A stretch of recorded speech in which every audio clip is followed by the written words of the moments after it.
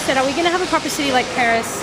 Like the major cities of Europe, we're going to have broad avenues and big squares, because prior to the fire, like, so the houses were built over the street like this, so they actually touched in the middle of the street, so it's like a tunnel. Uh-huh. So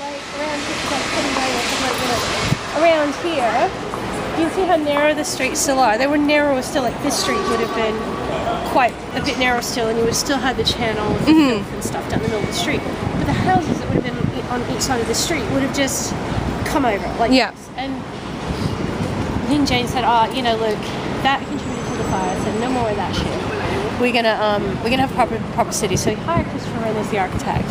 So Christopher Wren, for example, designed St. Paul's, where we'll go and see. But he also designed this monument. So we're gonna come over here to this monument.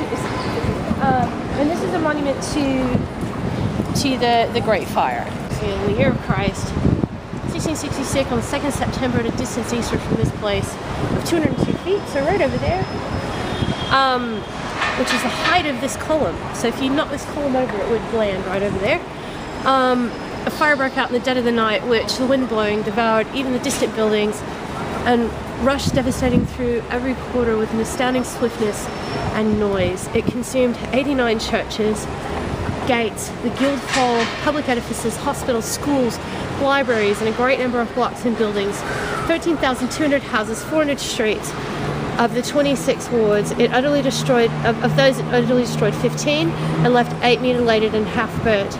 The ashes of the city, covering as much as 436 acres, extended on one side, from the tower along the bank of the Thames to the Church of the Templars on the other side. That's where Temple is, by the way. On the other side, from the northeast gate along the walls to the head of the Fleet Ditch. So that's where Fleet Street is now. Mercilessly to the wealth and estates of the citizens. It was harmless to their lives, which was not true, so as throughout to remind us of the final destruction of the world by fire. The havoc was swift. A little space of time saw the same city most prosperous and no longer in being on the third day, when it had now altogether vanquished all human counsel and resource. At the bidding, as we may well believe, of heaven, the fatal fire stayed its course and everywhere died out. But popish frenzy, which wrought through such horrors, not yet quenched. These last words were added in 1681 and Palmer deleted in 1830. Wow. Right.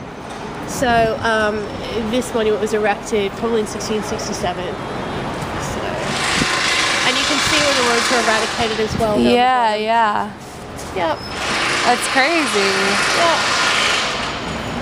See where some of them were blocked out as well up there. And then re-engraved in. Yeah. So, you know, they weren't too fond of the Catholics. So remember, Henry VIII was only in the 1580s, right? Yeah. So by the 1660s, that's all still in play.